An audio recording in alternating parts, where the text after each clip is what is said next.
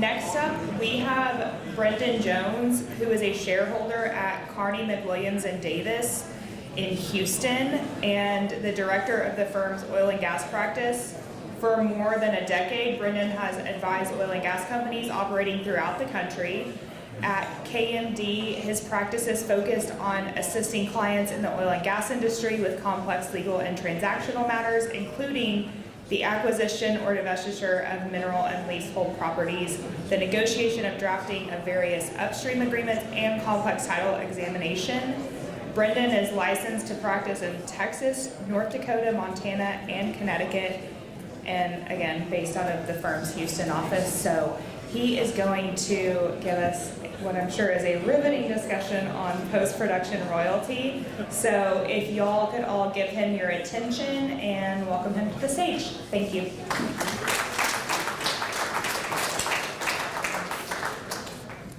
Thanks, Danielle, and thank all of you. Again, my name is Brendan Jones. I'm a shareholder and director of the oil and gas practice at Carney McWilliams and Davis. And I'm not sure if it's going to be riveting, but I am going to be talking about post-production costs, the deductibility of post-production costs, and the relevant case law that we've seen over the last decade plus in Texas surrounding royalty disputes and post-production costs. Does that work? Okay. So just, so we know what we're talking about. Post-production costs. They include transportation, dehydration, compressing, processing gas, and production and severance taxes. In Texas, we see a royalty as being a landowner's share of production free of expensive production. That doesn't necessarily include post-production costs. The courts have said that oil and gas royalty interests are free of production expenses, but usually subject to post-production costs, including taxes and transportation costs. But parties may modify the general rule by agreement. And so now, where does that agreement occur? What we're talking about is the oil and gas lease, generally. If we're talking about an NPRI, it's going to be governed by the terms of the conveyance of the non-participating royalty interest. And in the case of an override, we'll look to the actual document creating the override. Digging into it, what we're going to do is we're going to go through the various cases. There's been a lot of litigation on royalty disputes surrounding the deductibility of post-production costs over the last 10 plus years. But we're going to start with probably the most famous or infamous case, which was a 1996 Texas Supreme Court case, Heritage Resources versus Nations Bank. If you look at my slides, I've tried to provide some relevant facts.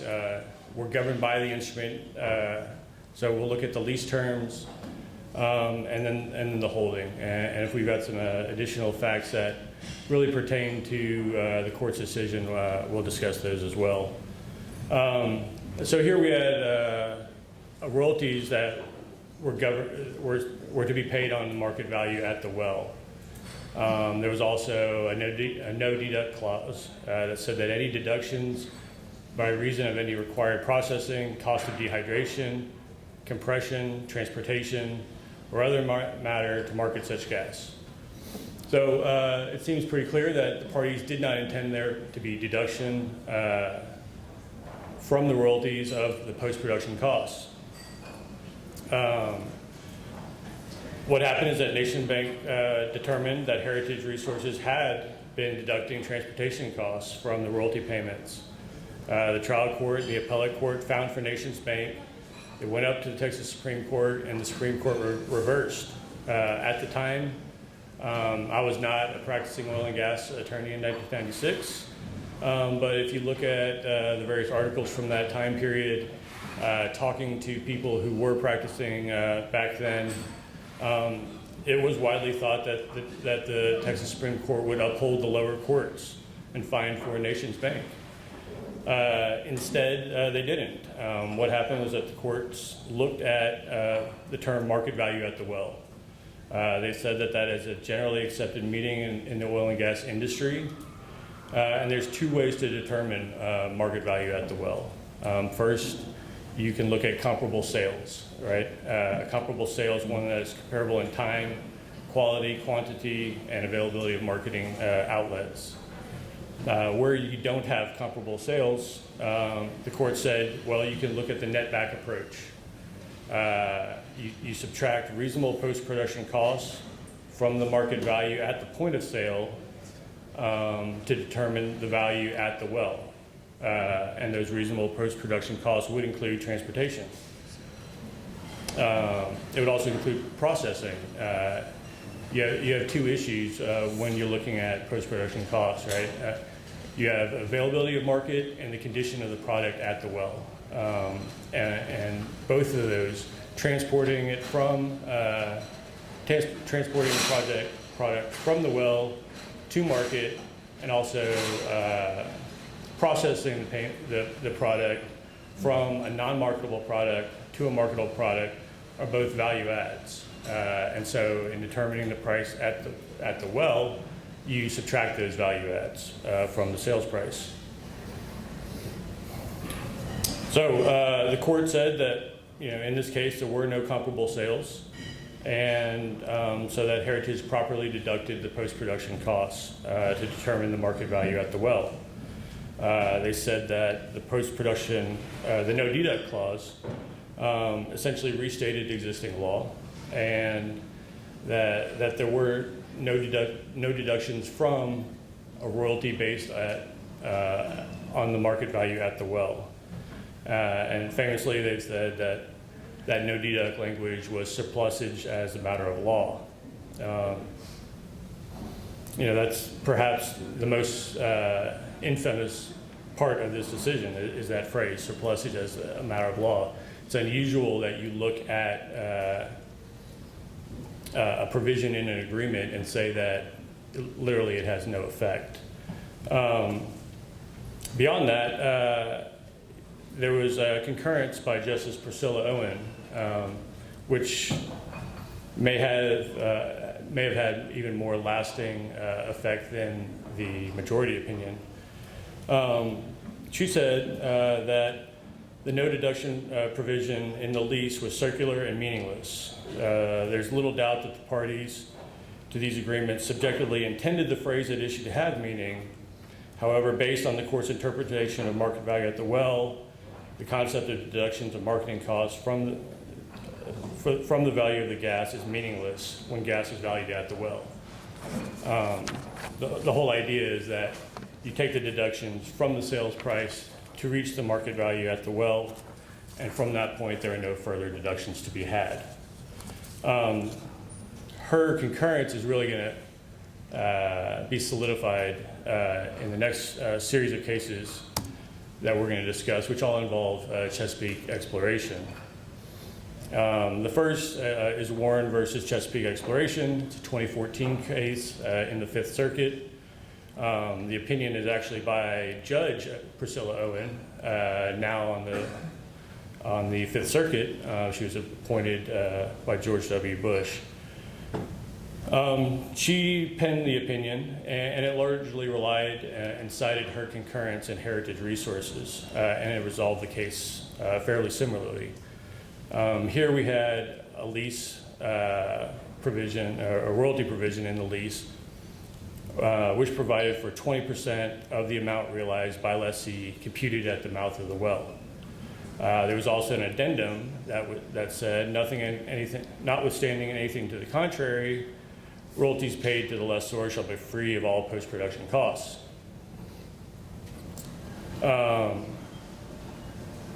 The court, in her opinion, said that royalties computed at the mouth of the well allowed for net back of post-production costs incurred between the mouth of the well and point of sale. And the addendum, which seemed clear and provided for no deductions, was not inconsistent with that royalty provision. She said that based on the method of calculating royalty specified in the pre-printed lease form, all royalty, regardless of where the gas sales occur, is free of post-production costs such as compression, dehydration, treatment, and transportation. That's because the amount realized by lessee computed at the mouth of the well necessarily excludes such costs. Again, she's taking the amount received at sale, deducting all post-production costs to determine the value at the well, and from that point says, well, there are no more costs to deduct. There are no marketing costs associated with gas valued at the mouth of the well. So, like I said, this is probably the least interesting of the Chesapeake trilogy because it falls steadily in line with the Heritage Resource case. Potts versus Chesapeake Exploration is another Fifth Circuit 2014 case. The opinion was also authored by Judge Owen. It also relies extensively on her concurrence in Heritage Resources. Here we had a lease which provided market value at the point of sale of 1/4 of the gas sold or used. So it doesn't say market value at the well, it's market value at the point of sale. It has a no deduct provision. And then it also said, it provided payments of royalties shall be based on the sales of leased substances to unrelated third parties at prices arrived at through arm's length negotiations. Royalties to lessors on leased substances not sold in an arm's length transaction shall be determined based on prevailing values at the time in the area. Why is that important? Well, Chesapeake operated the well.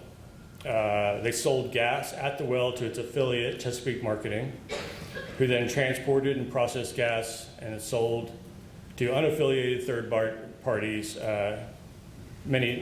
quite some distance away. The price paid to Chesapeake by Chesapeake Marketing was based on the sale to the third parties, less post-production costs incurred. So the court said that the phrase market value at the point of sale unambiguously requires Chesapeake to pay 1/4 of the market value of the gas at the point at which Chesapeake sells the gas. Here, however, Chesapeake sold the gas at the wellhead, and thus, relying on Heritage, there generally will be no post-production costs incurred by the lessee. If the lessee was to sell the gas downstream from the wellhead, then the lessee would be required to pay 1/4 of the market value of the gas calculated at the point of sale, and they would not be able to deduct post-production costs. But here, they sold it at the wellhead. The court said that since it was sold at the wellhead, the royalty is already free of all costs, as contemplated by the no deduct language. And further, she said there's nothing contrary to the no deduct language in deducting reasonable transportation costs from the wellhead to the point at which gas was sold to unaffiliated purchasers.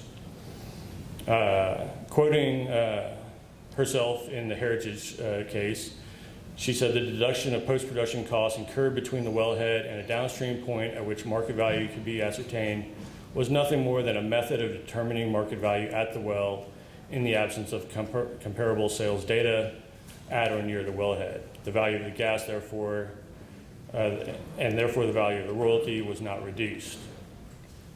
They did have a third provision which discussed arm's length transactions.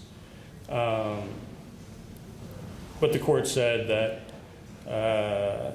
the section of the lease which contemplates that the lessee sells the gas to an affiliate and required that the royalty shall be determined based on prevailing values at the time in the area, does not require that the point of sale to be the point at which the gas is ultimately sold to a non-affiliated entity. So that basically, although it appears that they were required to base the value on the third-party sale, they could base the value on the sale to its affiliate.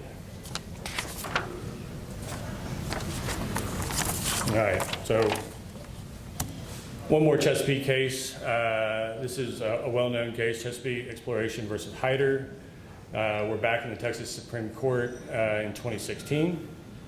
There were 3 royalty clauses at issue. The court said 2 were clear and the 3rd were not. So first there was an oil royalty clause which said that the royalty would be 25% of the market value at the well. The court said that's clear. Market value of the well means the commercial market value less processing and transportation expenses that must be paid before the gas reaches the commercial market. Therefore, the lessee can deduct for post-production costs. The second is the gas royalty clause. It's 25% of the price actually received by the lessee for all gas produced from the leased premises and sold or used. Here, the court said the price received is essentially makes it a proceed lease, and the royalty based on the actual price received by the operator or lessee after incurring post-production costs. And as it's a proceed lease, the lessee cannot deduct post-production costs.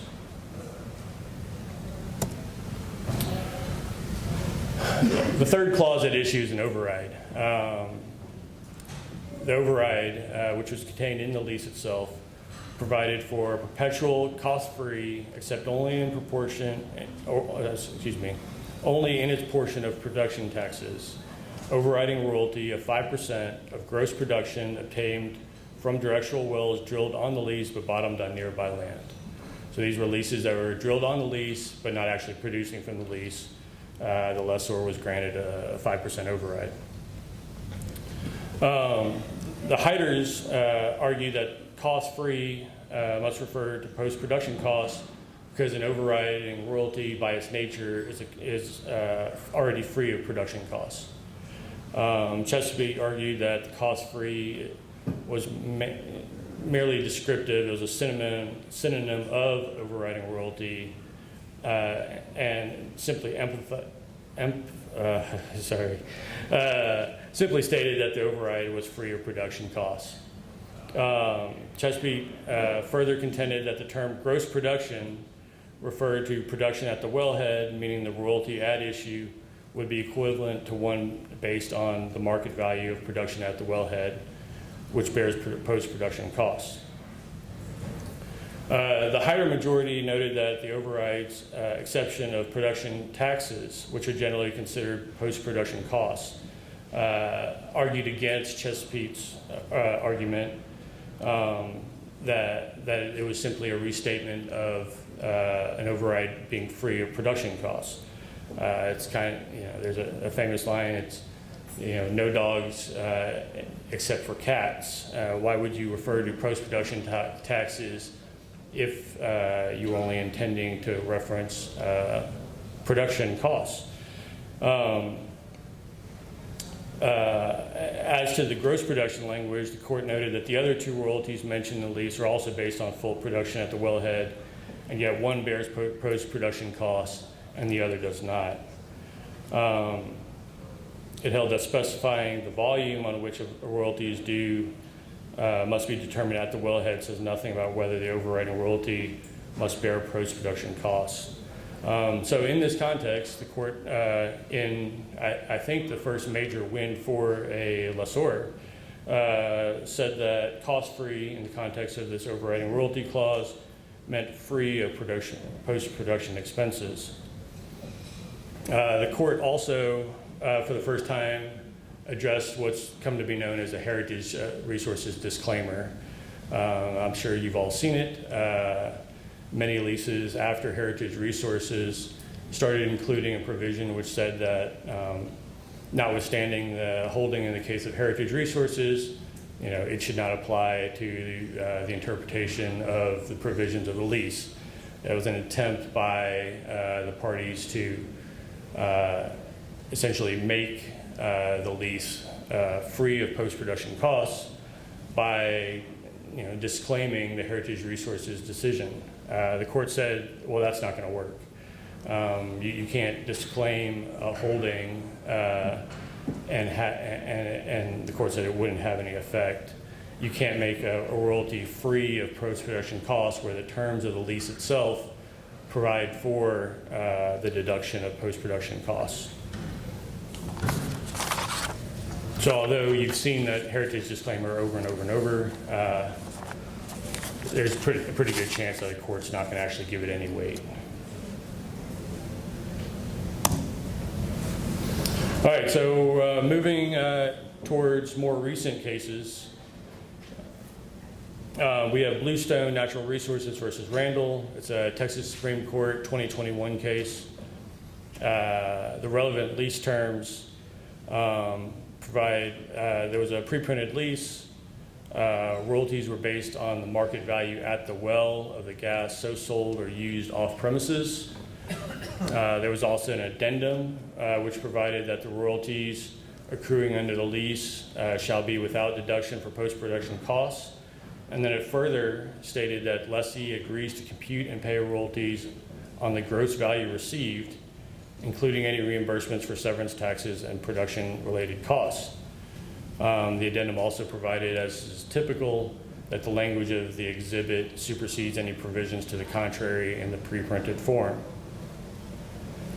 This Bluestone Randall case was well written, has a fairly comprehensive summary of the previous post-production cases. If you're going to go out after this discussion and pull one case, this might be a good one to pull.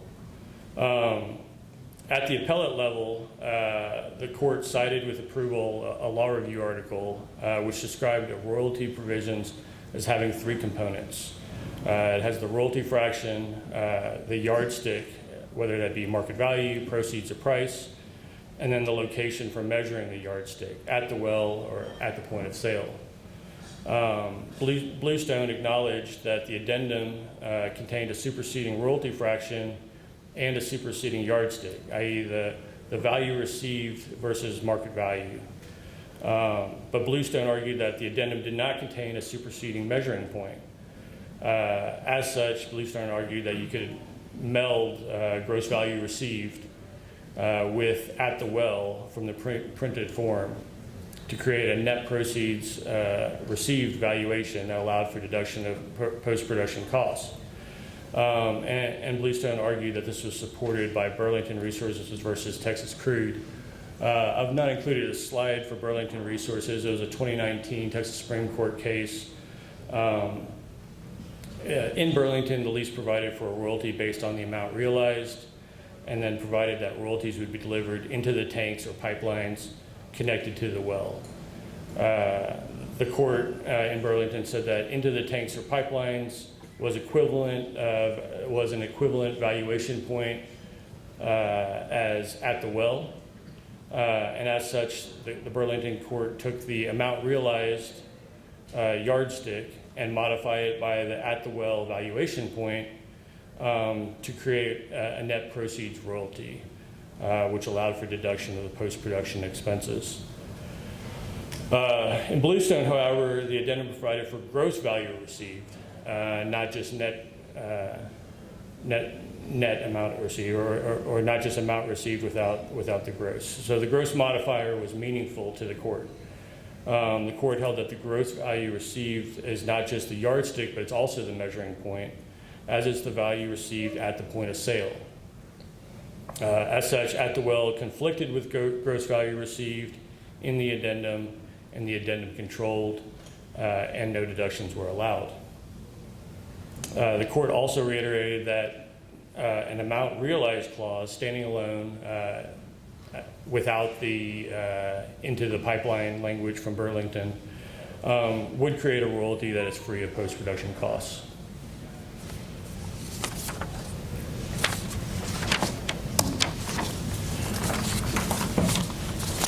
So we have another Bluestone case, Bluestone Natural Resources versus Netty.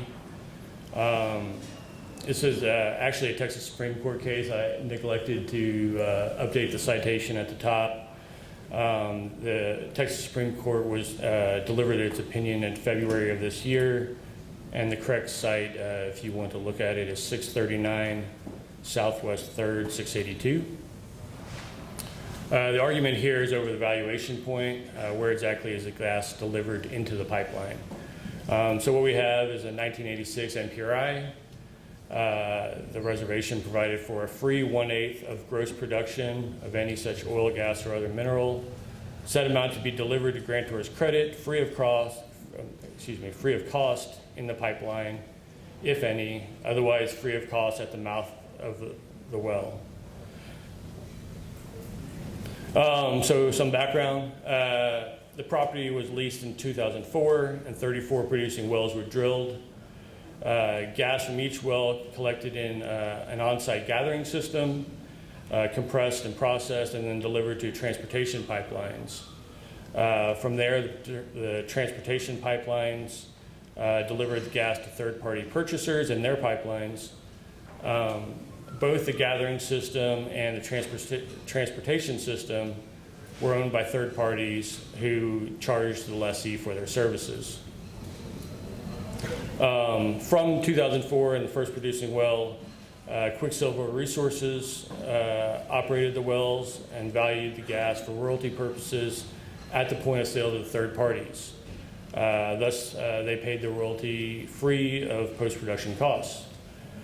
In 2016, Bluestone assumed operations and changed the valuation point from the point where the gas was delivered to the third-party pipelines to the mouth of the gathering system on the lease. As such, they started paying royalties, whereby they netted back all of the post-production costs from the mouth of the gathering system to the point of sale. This obviously resulted in the collapse of the royalty payments. I think I saw at one point they were getting a fractional share of 11 cents per MCF. So Netty brought suit. They also included an expert witness, which said that at the time of the lease provision, it was common for operators to own their gathering systems, and that the point of sale was either to the transportation pipelines or even further to the third-party pipelines. Netty wins on summary judgment in the trial court, but then loses on appeal. The appellate court hung much of its decision on the Texas Supreme Court's ruling in Burlington Resources versus Texas Crude that I just mentioned. The appellate court said that the Burlington Resources case stood for the proposition that into the pipeline meant the same as at the well for evaluation point. It was kind of surprising that the Texas Supreme Court agreed to hear the appeal on Bluestone and versus Netty. It seemed like the appellate court had it right from the beginning, but the Supreme Court took it up for review and spent much of its time looking at the definition of pipeline. They cited common dictionary definitions, Williams and Myers. They looked at regulatory rules. They looked at legislative statutes, all of which referenced gathering systems as pipelines. And so the court said, well, gathering systems are pipelines. And so when the royalty provides for a royalty to be delivered to the grantor's credit and free of cost in the pipeline, that meant at the mouth of the gathering system. And Bluestone was allowed to deduct post-production costs from that point forward. The court did say that Burlington Resources doesn't make a rule that into the pipeline is equivalent of at the well, but again, that's the case in Bluestone versus Netty. So that allowed Bluestone to pay on a net proceeds basis, netting back post-production costs.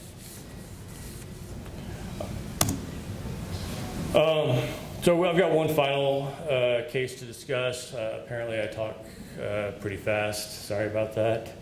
That's Devon Energy versus Shepherd. This is an appellate court decision out of Corpus Christi. This was just brought up for review, I believe April 1st by the Texas Supreme Court, so we're going to hear more about this case. At issue here is what the term calls a proceeds plus case, proceeds plus lease. There was a royalty provision which based the royalty on gross proceeds of sale. The lease also contained a rather extensive no deduct clause, as well as a heritage resources disclaimer. It also included paragraph 3C here, which we're going to call an add back provision. It says that if any disposition, contract, or sale of oil or gas shall include any reduction or charge for the expenses or costs of production, treatment, transportation, manufacturing, processing, or marketing of the oil or gas, then such deduction, expense, or cost shall be added to the market value or gross proceeds, so that lessor's royalty shall never be charged directly or indirectly with any costs or expenses other than its pro rata share of severance or production taxes. So looking at this case, initially Shepard alleged that Devon sold oil under a contract containing an $18 per barrel reduction in sales price attributable to gathering and handling, including rail car transportation. Shepard argued that such a charge should be added back to Devon's gross price received under paragraph 3C. Subsequently, in the course of the litigation, Shepard added an additional 23 claims for different marketing practices and contracts in which the add back clause applied. So Devon argued that this is a gross proceeds lease, so royalty is to be paid on gross proceeds received from the sale. Devon said that paragraph 3C just clarified that no pre-point of sale deductions would be made from the proceeds received. The court disagrees. It says that while the royalty provision is gross proceeds, 3C expressly contemplates adding additional amounts to the gross proceeds in order to calculate the royalty payable. Further, the add back is exceptionally broad, and there's nothing in the lease suggesting that paragraph 3C is limited to pre-point of sale expenses. Finally, freeing Shepard of post-production pre-point of sale costs is already achieved by the gross proceeds royalty provision. The court said that generally for a proceeds plus royalty, which in most circumstances is based on an approximation of value of production at the market center after individual hydrocarbons have been separated and ready to be sold for standardized index prices on the open market. That said, the court had to then go through and determine which of the costs or adjustments were to be added back under the add back provision, because not all applied. The court decided that there were three groups of add back claims. The first was an adjustment to the price paid of a fixed amount for a stated purpose. As an example, the $18 per barrel adjustment for gathering, handling, and rail car transportation. The court said that this is clearly a post-production cost and must be added back to the gross proceeds before calculating the royalty. Another group of claims was adjustments to the price paid based on the gas processor's actual costs. As an example, gas processing agreements that allowed for deductions for actual transportation and fractionalization costs. Again, these are post-production costs, and under the add-back provision, must be added to gross proceeds before calculating royalty. The final group that the court found were deductions of a fixed amount without a stated purpose. As an example, a contract for sale of oil and condensate at index prices less a differential of $7.15. The court said because these provisions do not state the purposes of the deduction, they're not added back in. This is the first case in Texas to examine and interpret a proceeds plus lease. This is a very sophisticated lease provision. It's widely used in certain areas. South Texas, I believe it's a similar provision is in the GLO lease, perhaps the University of Land's lease. We're going to have to watch carefully to see what the Texas Supreme Court says about this case. The holding of the appellate court is rather persuasive. The royalty provision and the add-back provision expressly contemplate adding these additional costs back to the gross proceeds amount prior to calculating royalty. I'd say the one weakness of the appellate court decision is this third category where they say, fixed amount without a stated purpose. It would seem that would open up a fairly easy maneuver around this holding by simply in future contracts to remove the purpose of the deduction. But like I said, it's been called up for review by the Texas Supreme Court, and so we should be seeing more about this here in the near future. All right, so takeaways. What we've seen is that the royalty provisions concerning post-production costs and frankly all provisions in a lease, conveyance, or assignment need to be carefully drafted to reach the intended purpose. When you're reviewing a lease or other instrument to determine whether post-production costs may be deducted from the royalty, all relevant provisions to the royalty must be thoroughly analyzed. You're not going to have one that's going to carry weight at the full expense of another relevant provision. I'd say that unless the language at issues exactly mirrors that previously considered in a case, it's unlikely to be a slam dunk. That being said, there are some terms or phrases that you can consider a guidepost to determine whether post-production expenses may be deducted from royalty payments. If you see language like at the wellhead, in the pipeline, market value at the well, amount realized by lessee at the mouth of the well, it's probably a pretty good bet that this is going to allow the operator to deduct post-production costs. Again, that's dependent on other provisions or other royalty provisions in the lease or royalty instrument. Conversely, if you see price actually received by lessee, gross value received, gross proceeds of the sale, and similar, it's likely that those are going to be free of post-production costs, but again, subject to other provisions in the lease or royalty instrument. So I went through that really quickly. If anybody has any questions, I'd be happy to take them. If not, I do see that they have a bar open back in the back, so maybe that's where we should head. Thank you for your time.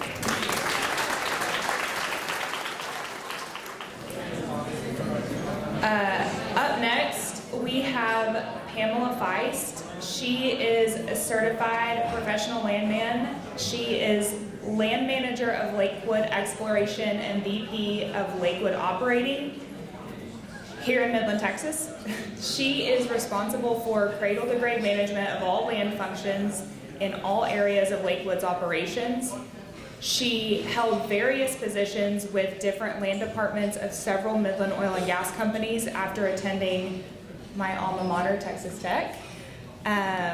She served as the 2016-2017 president of AAPL and was the first female president in the history of AAPL. She served on the AAPL board of directors as both an officer and director, and has chaired and continues to serve on numerous committees. She is also a past president of PBLA and has served in all officer positions. In 2021, she served as president of the Petroleum Club that we are now sitting in, being also the first female to serve as president. She was previously named PBLA Director of the Year and received a TIPRO Texas Top Producers Award in Best Landman category.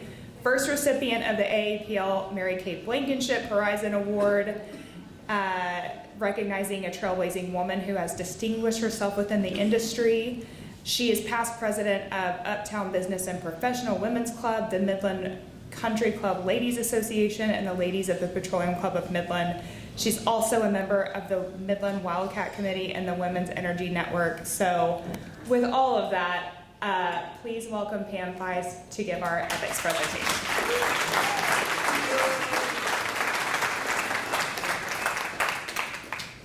Thank you.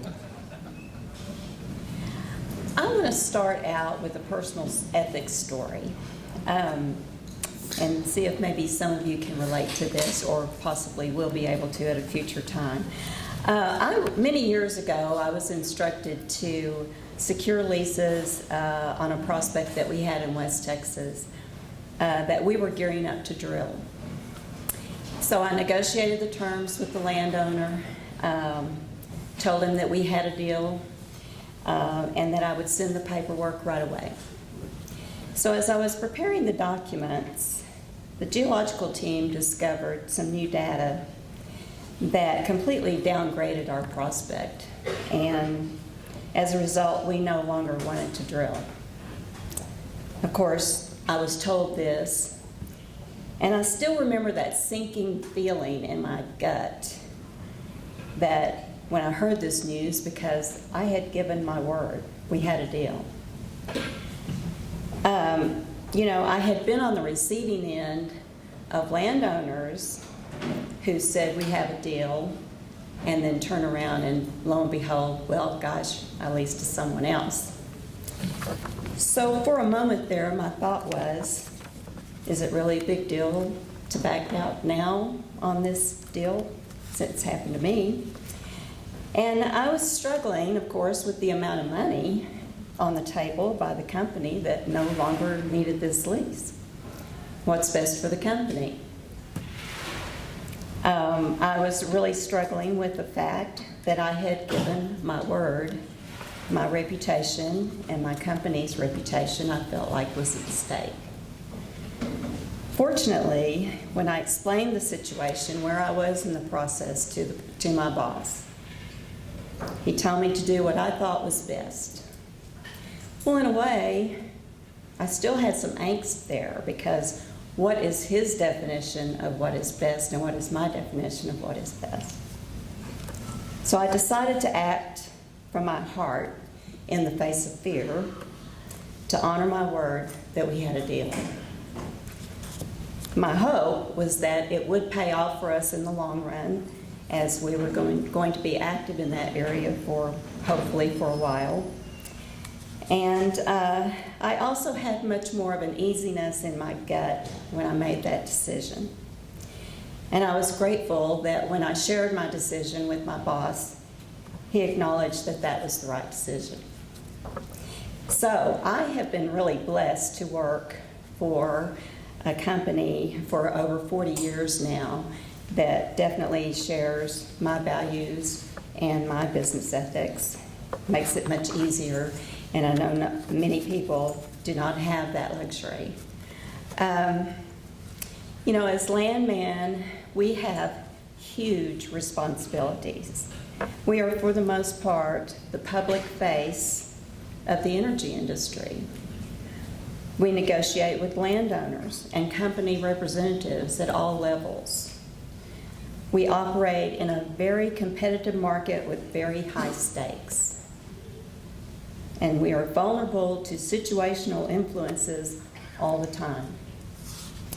We must adhere to strict compliance of a code of ethics and standards of practice.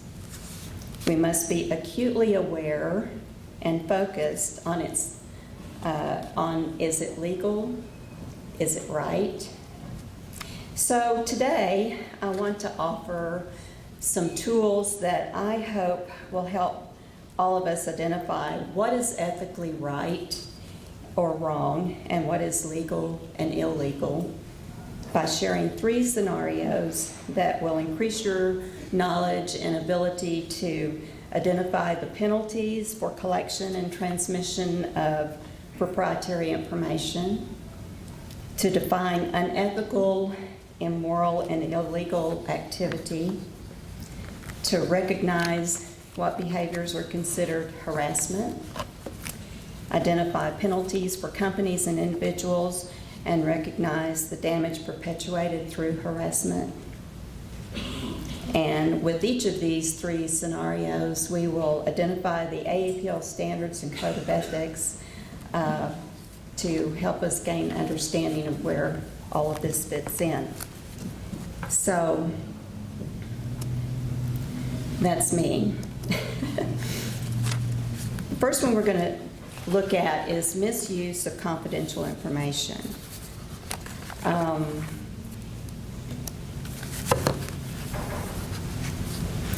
This session will increase your knowledge and ability to identify unethical and illegal activity, to identify the penalties for collection and transmission of proprietary information, and to identify the standards of practice and code of ethics that are relevant to this scenario.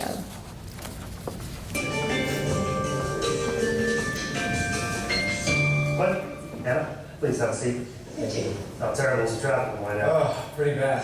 Worse than we expected, in fact. Sorry about the delay. No, I totally understand. Fortunately, I know we pressed for time. Got a hard end on this. That doesn't mean it top me out. So, get right into it. Sure, no worries. Clint, do you have the file? Right here.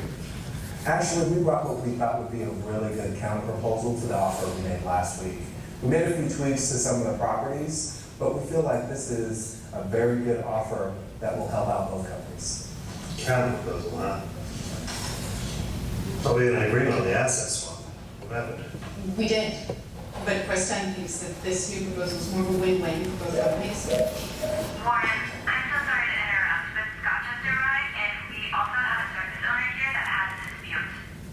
I'm sorry. I feel horrible. I've got to handle this. Y'all need to reschedule. I understand, but you can wait a minute. It should just take. No, I think we'll be fine. We don't want to battle through that traffic. I totally understand. Thank you. Try to be quick. Thank you.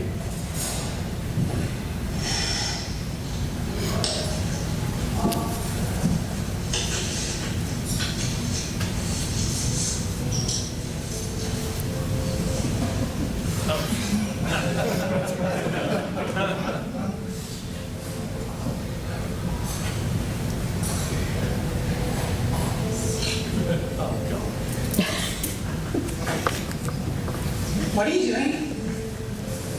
What does it look like I'm doing? Whatever it is, you're making me really uncomfortable. Please, sit down. Look what we have here. You are unbelievable. That's like reading someone else's mail. And you didn't answer my question. What do you think you're doing? I'm just getting a little useful intel. Look at it like this. You know how when you're playing poker and you look at your neighbor's playing cards? You've done that before, right? No. Those maps show the check that these guys want to nominate for the next state lease sale. This map right here shows the acreage fairway that they want to lease to Culberson County. All this is great information for us to have. What if something comes in? They won't. Warren's not even on this floor. They won't be back for another 10, 15 minutes. This property is not yours. And you're out of control. Stop it. You know, this would go a lot faster if you stop complaining and start helping. Why don't you look at one of those maps? I don't discipline.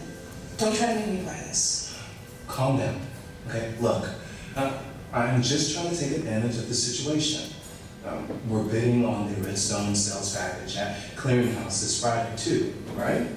Quest 10 really wants these properties, and these guys are probably our chief competition. This paperwork looks final. So what's in here can be really helpful for our A&D guys. We'll know exactly how much they plan to bid, and with that information, we'll know if we're leaving money on the table and whether or not we need to raise our bid. It doesn't matter.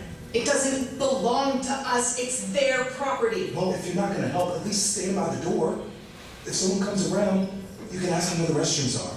That'll give us some time to tidy things up. You know what? I've got a better idea. Come back here and sit down. You know what? I'm done. That was actually fun. I call this a little bit of corporate espionage. Don't try to call it what you want to call it, Clint. It's stealing.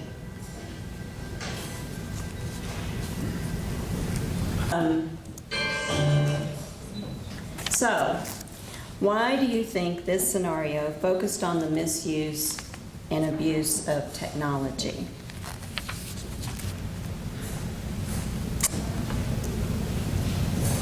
While the scenario depicted outright theft of property, the potential for misuse or abuse of technology in our digital environment is endless. So let's look at some potential challenges. What new challenges are companies confronting in the digital age?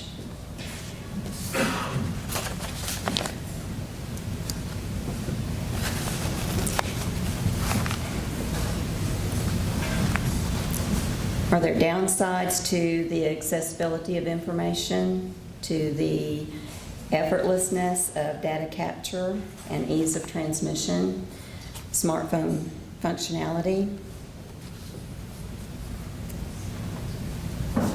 Possible challenges for companies in this situation include a dismissed employee who has downloaded research, economic evaluations, maps, and other proprietary information before leaving his or her company.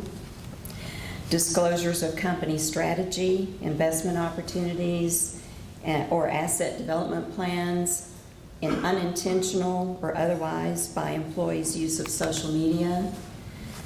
Competitors or vendors accessing information from unattended laptops, workstations, or wall maps when visiting your offices. I mean, the other guy was responsible for protecting that data as well when he walked out of his office and left them there. What new challenges are individuals facing in the digital age?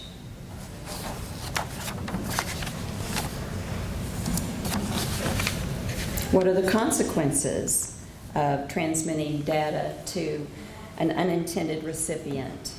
The unauthorized release or disclosure of personal information. Failure to adequately protect your company's proprietary data.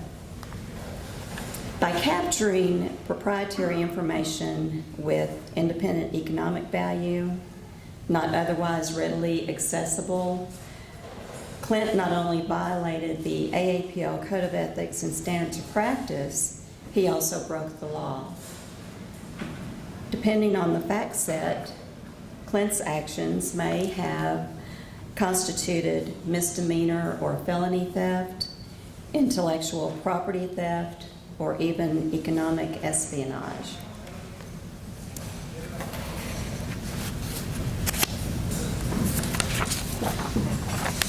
So, as this ends, Hannah is in a serious predicament. She has direct knowledge of both ethical misconduct and illegal behavior by a coworker and a fellow AAPL member. Coming forward will not only damage her professional relationship with Clint, but could impact her job as well. So what advice would you give her?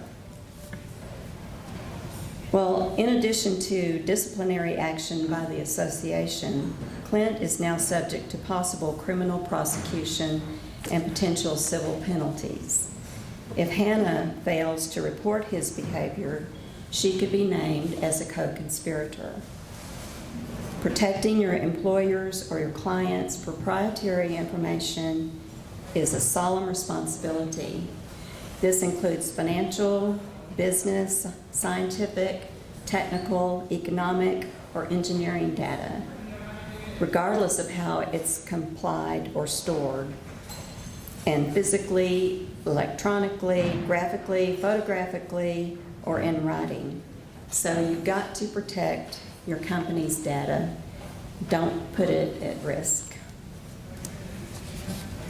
So what standards, AAPL standards of practice or principles are involved in this scenario?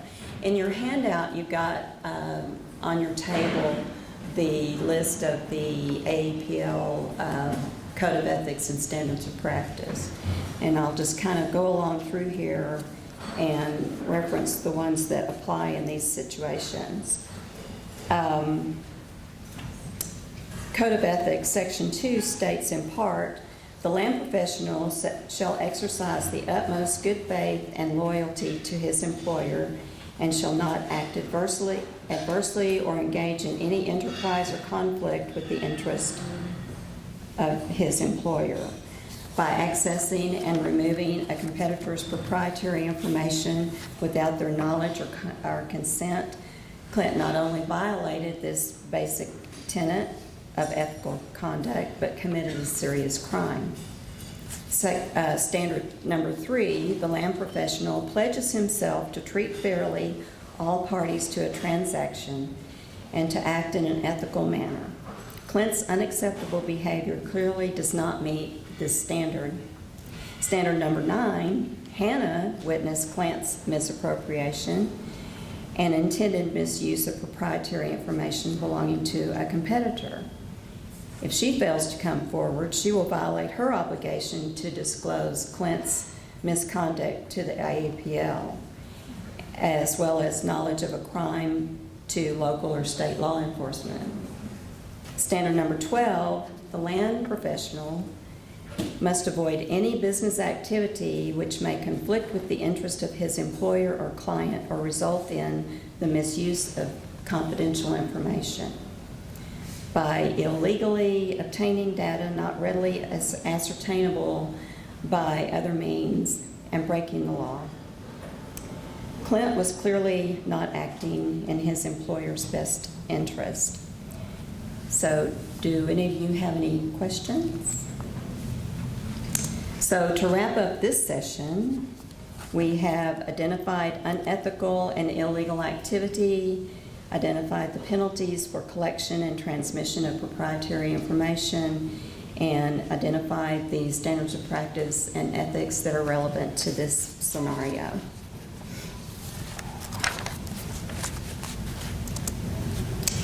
Now let's move on to misrepresentation and fraud.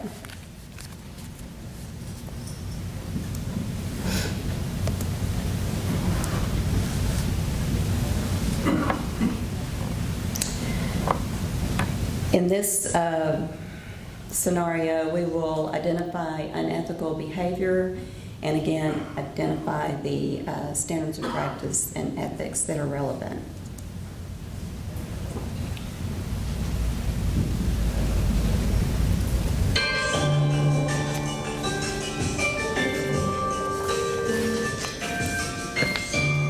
So, Sam, Karen, I think you'll agree. Concentric's proposed lease terms are pretty generous. Well, we're new to this leasing business, but yes, from what you've told us, Concentric sounds like a company we could do business with. Great. Well, unless you have any other questions, let's get this lease signed, then I can get you paid. We're not quite there yet, Carter. Sam and I need some time to think about the offer, to think through what it means to lease on our land for gas and oil development.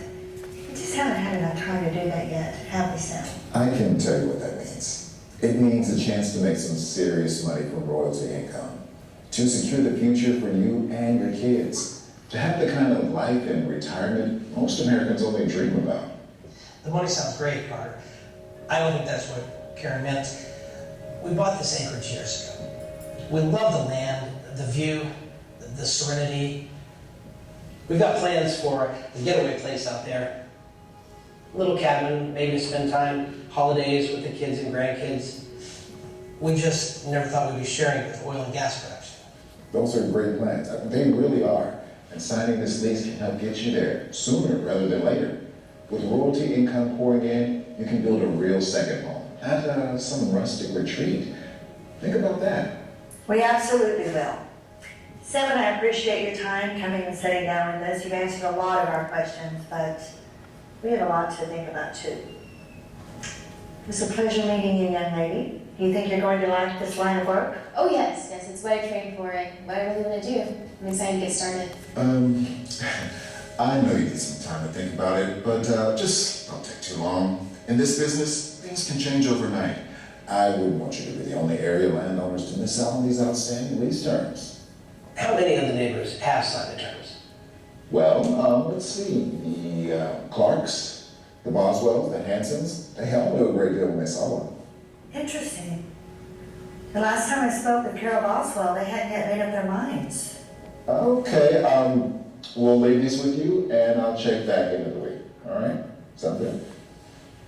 Oh, one more thing. With the way things are moving, once Concentric ties up this acreage, there could be a drilling rig working in your area by Thanksgiving. And you know what that means. You'll be that much closer to spending holidays in a beautiful new home with your family. Think about that. Hang on, Carter. We need to talk. Okay, what's up? Well, I was really glad when they assigned you as my mentor, and I am so thankful for everything you taught me this last 2 weeks. It's no big deal. That's what I'm here for. But I have to admit, Carter, there's some things you do that make me very uncomfortable. What are you talking about? I've been watching. I mean, really watching. I've seen you with enough prospective lessers to see how you really operate. You mean how I operate? You ask the owners just enough questions, or listen just as long as you need to figure out who you're really dealing with. Then you base your tactics off of what you know. Yeah? So, what's wrong with that? Look, what I'm saying is, you behave differently based on your audience. You treat folks who have little to no familiarity with the leasing process differently than those who are more informed and more knowledgeable. In sales, that's called qualifying the customer. It's part of the job. So, if an owner seemed especially motivated by money, you'd play up the financial benefits, like quick cash from bonus or rapid returns from royalty? Absolutely. Why wouldn't I? I'm trying to get the lease side.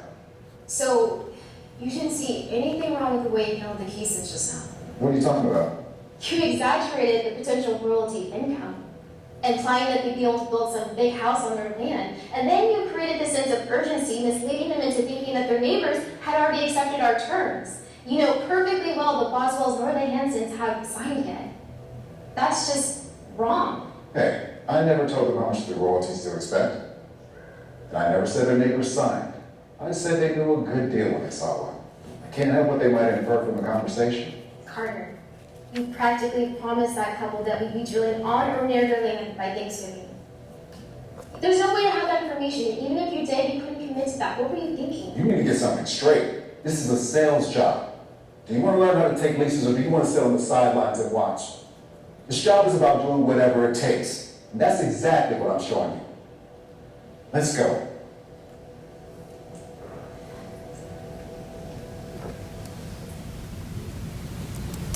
Okay, by show of hands, how many of you feel Carter's communication with prospective lessors was defensible? That's the correct answer.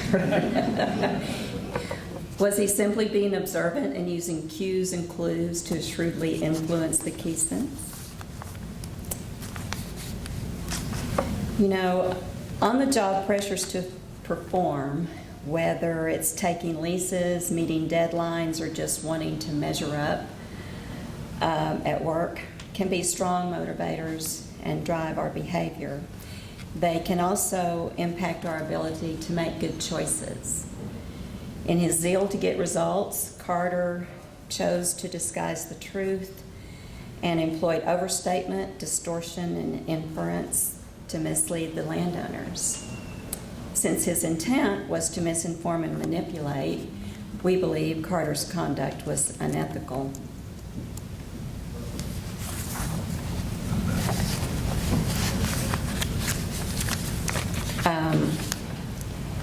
Landmen do have a solemn obligation to present an accurate representation in disclosure to the public.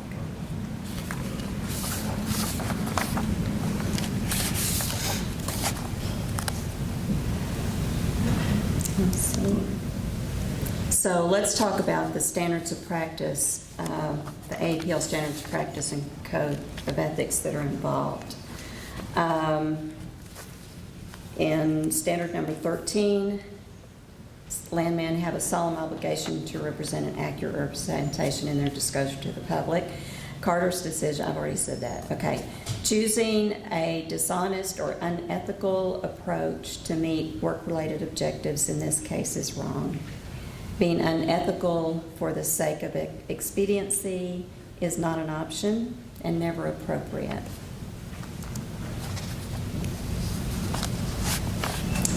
If Katie is convinced Carter was intentionally misleading prospective lessors in his conduct, and his conduct was deceitful, what options does she really have at this point?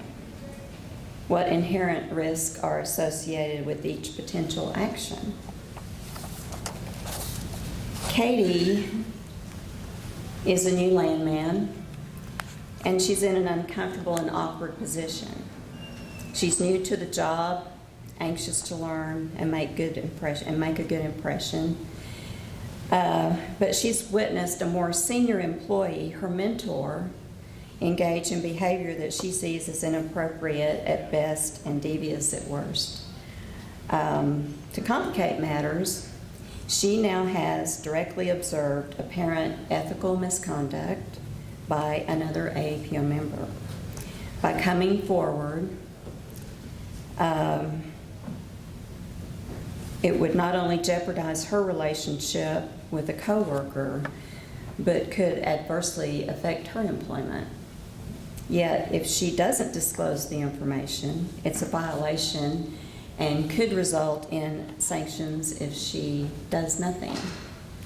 So the conclusive test for establishing misconduct and/or fraud in this context is whether the landman, by act of omission or commission, intentionally misled or misrepresented facts with the intent to deceive, and the landowner relied on that information to make decisions. In this vignette, overstating or distorting the truth in an effort to manipulate prospective lessors was deceitful and unethical. So, in our standards of practice, if you again refer to your handout, in standard number 13, referenced earlier, recall that AAPL members have a duty to protect the public against fraud, misrepresentation, and unethical practices which could be damaging to the public or bring discredit to our industry. Standard 2.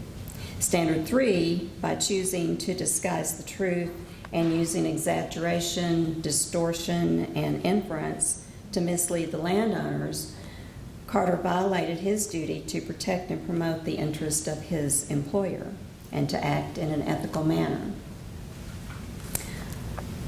For Katie, failure to disclose the behavior is a violation and could result in sanctions if she does nothing. Also, the land professional in his dealings with landowners, industry parties, and others shall conduct himself in a manner consistent with fairness and honesty, such as to maintain the respect of the public. Code of Ethics, Section 1, misrepresenting, obfuscating, and/or deceiving prospective lessors is inconsistent with fairness and honesty. Does anyone have any question?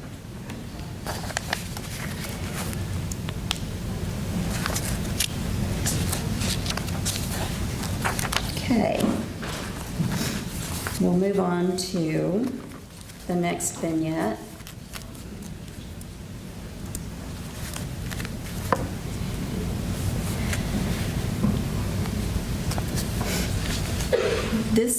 This section will increase your knowledge and ability to define harassment and sexual harassment, understand the illegal nature of harassment, and again, identify the standards of practice and code of ethics.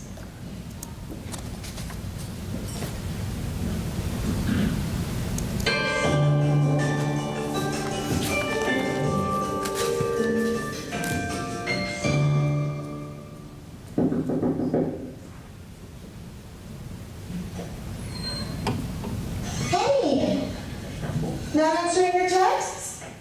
We're gonna go get lattes before work. Would you like to come? No, it's not a good time for me.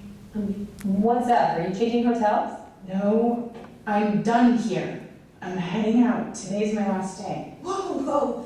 What's going on, friend? Is everything okay at home? It's not that. I can't. I'm so, I really don't want to talk about it right now.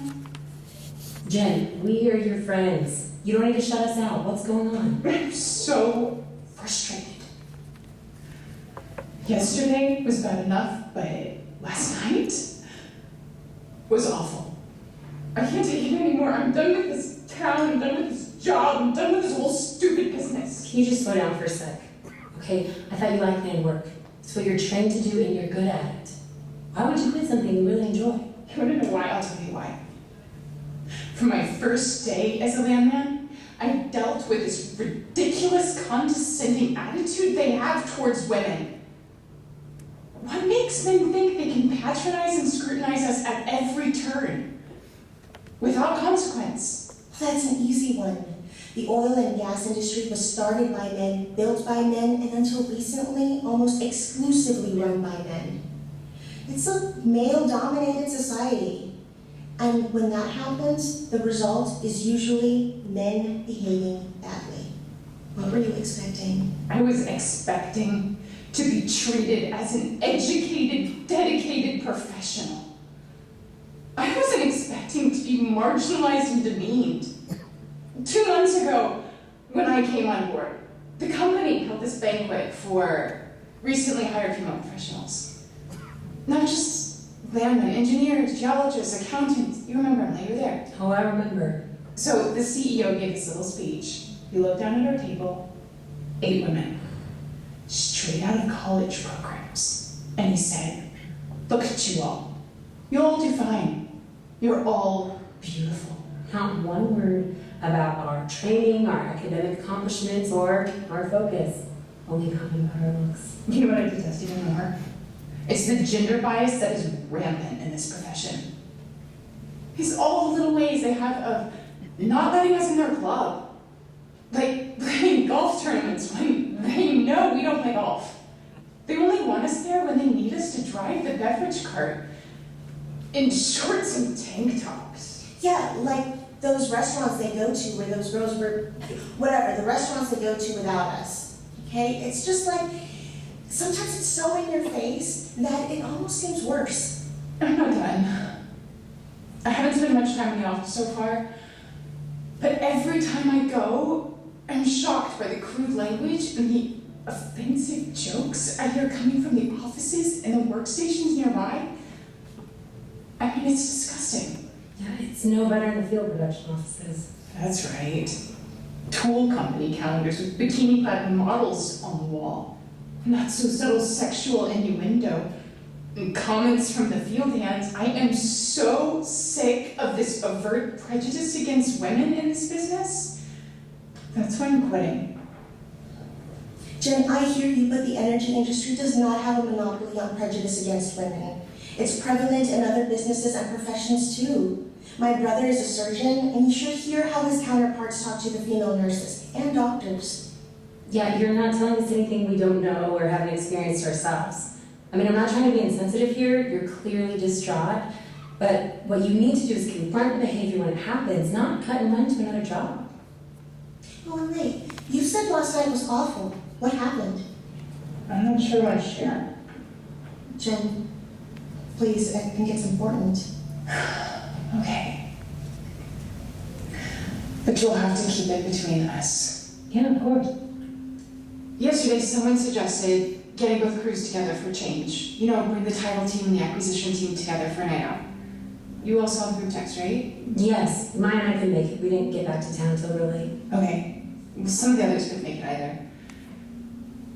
So the rest of us, we went to D'Amico's, you know, the Italian restaurant about 4 blocks from here. There were 4 guys, Gianna, Angie, and me. We got a big table in the back and ordered a couple pitchers of beer. I gotta tell you, one of the guys there makes me feel really uncomfortable.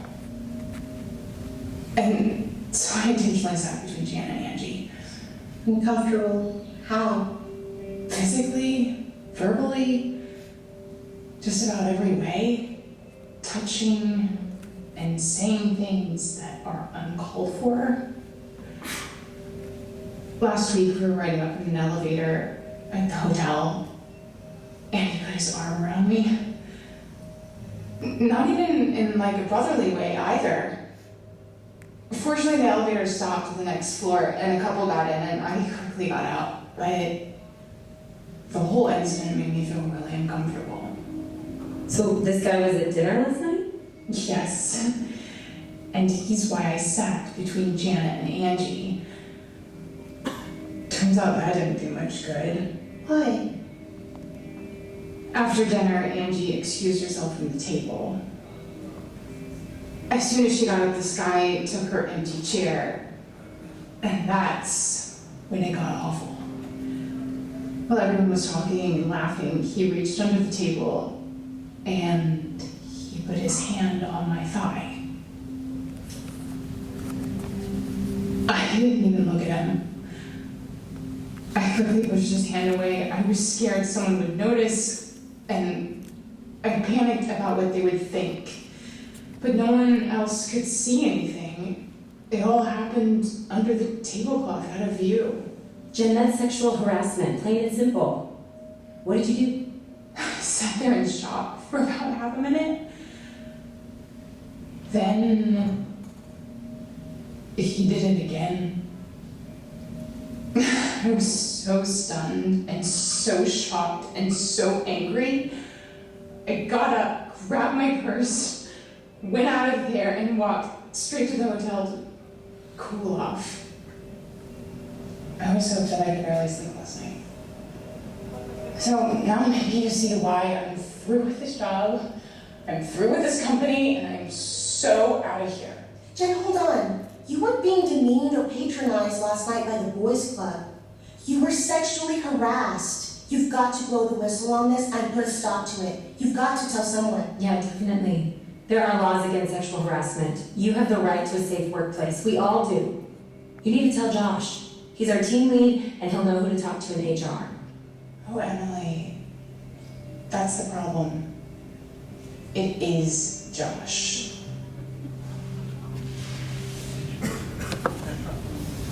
Yikes. Okay.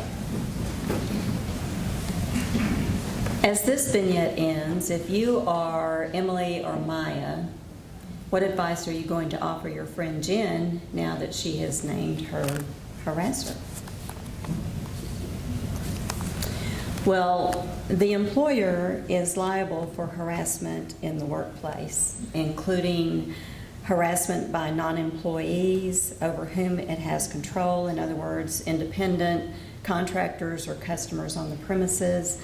And if the employer knows or should have known about the harassment and failed to take prompt action and corrective action, then that is a violation. The law prohibits, well, in other words, the law doesn't prohibit simple teasing, offhand comments, or isolated minor incidents, but frequent or severe harassment can create a hostile or offensive work environment and is illegal. It is unlawful to harass an employee because of that person's sex.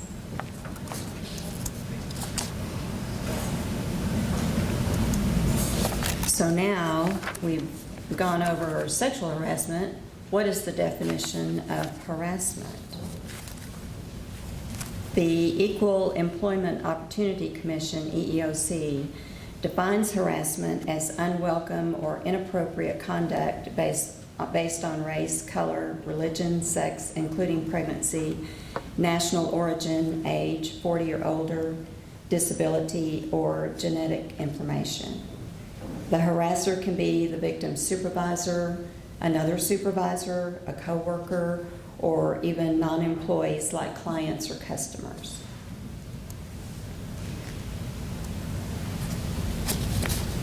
What is the definition of sexual harassment? The EEOC defines sexual harassment as unwelcome or inappropriate verbal or sexual advances, requests for sexual favors, or other verbal or physical harassment of a sexual nature. Sexual harassment includes unwelcome sexual advances, requests for sexual favors, and other verbal or physical harassment of a sexual nature, but sexual harassment does not have to be of a sexual nature. It can include offensive remarks about a person's sex. The victim and the harasser can either be a woman or a man, or they can be the same sex.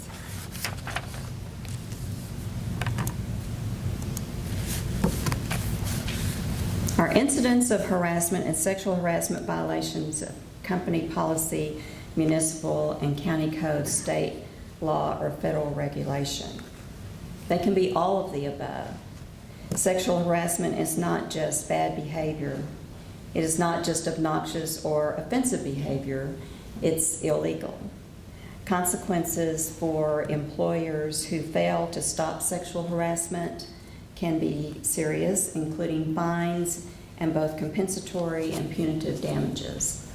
The penalties for the offender are equally severe, and depending on the jurisdiction, can include incarceration.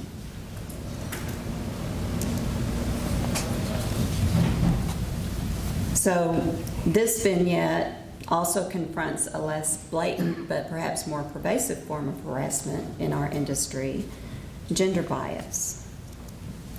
So what thoughts do you have on subtle or not so subtle forms of marginalization, like suggestive or provocative screensavers, inappropriate content circulated electronically, or even exclusion, intentional or not, from male-dominated social events like golf tournaments? The vignette also confronts a less blatant but perhaps more pervasive form of harassment in our industry, gender bias. What thoughts do you have on subtle or not so subtle forms? Yes? Isn't APL having a golf tournament tomorrow? Yes. And unfortunately, I'm not playing because I love to play golf. But APL, I mean, PBLA, there's probably just as many women golfers on that golf course as that's sitting in this room, and, you know, I think when they say golf tournaments, I think of it more of like instances where all the guys go to lunch and don't include a female that's on the same level or whatever in that lunch, if it's a business lunch, that sort of thing. So,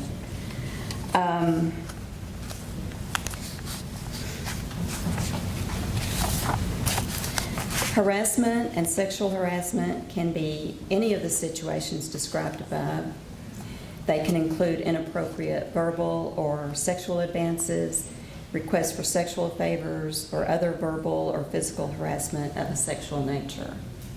For example, making disparaging or insulting comments about women in general is illegal. The victim and the harasser can be a woman or a man, or they can be the same sex. The harasser can be the victim's supervisor, another supervisor, a coworker, or even non-employees like clients and customers. Gender bias and sexual harassment are not clever, cute, or funny. They are inappropriate, insensitive, and unprofessional. They perpetuate a negative view of our profession and our industry. They are also damaging to the victim. Both the harasser and the employer could be subject to severe civil and criminal penalties. So that brings us to what AAPL standards and principles are involved in this scenario. Under the Standards of Practice, Article G establishes expectations for conduct. Landmen must avoid any act or conduct which causes disrespect for or lack of confidence in the member to act professionally. Sexual harassment is not merely unprofessional, it's demeaning, insulting, and exploitive. It has no place in our business.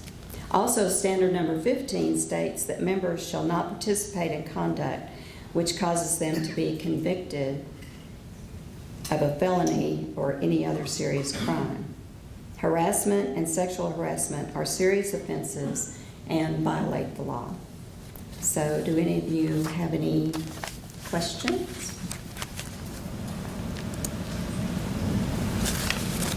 So in this session, we have defined harassment and sexual harassment. We understand the illegal nature of harassment, and we've identified the standards of practice and code of ethics related. If you are a victim of crime, sexual harassment, sexual assault, or worse, report it. Go to your Human Resources Department or above that, which in her case, she would have to go above that, company management, and if appropriate, law enforcement immediately. Tell somebody, don't be a victim. So, in conclusion, I want to, well, first of all, mention to you there are evaluation forms in your packets that we would really appreciate you filling out to give APL direction on the content and what we're providing for you today. I want to thank you all for the opportunity to share with you and for your input. And if any of you could use a mentor, but not like Carter, and if you would like, or if you would like to be a mentor, the AAPL has a great mentoring program for our members that's very easy and can be done virtually. So if you're interested, please visit our website, landman.org. I also urge you to thoroughly read and understand the AAPL ethics and Code of Ethics and Standards of Practice in your handouts. They are also very similar, or maybe even identical, to PBLAs. You know, because of the nature of our work, we impose grave social responsibility and a duty to which land professionals should dedicate themselves. The term land professionals has come to connote competency, fairness, integrity, and moral conduct in business relations. These documents state no inducement of profit and no instruction from clients can ever justify departure from these ideals. In the area of human endeavor involving trading under competitive conditions, ethical standards for fair and honest dealing can be made increasingly meaningful by an association organized and dedicated not only to the definition, maintenance, and enforcement of such standards, but to the improvement and education of its members. Such is the objective of the AAPL, and such is its public trust. I know many of you will be heading out to the golf course tomorrow, so I want to leave you with this quote from the famous golfer Bobby Jones. "The rewards of golf, and of life too, I expect, are worth very little if you don't play the game by the etiquette as well as by the rules." Have fun tomorrow. Thank you all so much.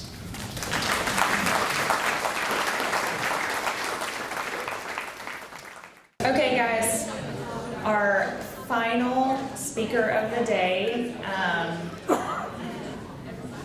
Thank you to Michael for volunteering, well, voluntold, to close us out today.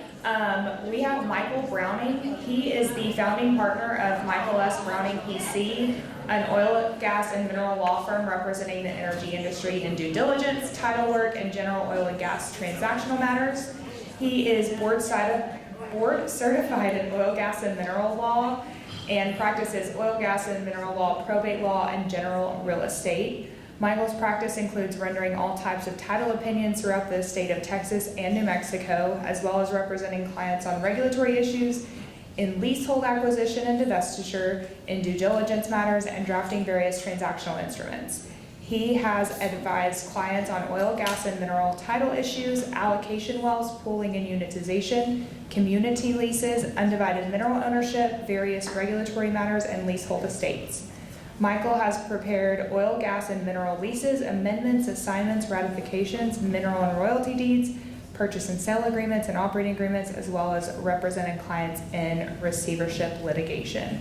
So today, Michael is going to talk to us about correction deeds, and if y'all would please give it up for Michael.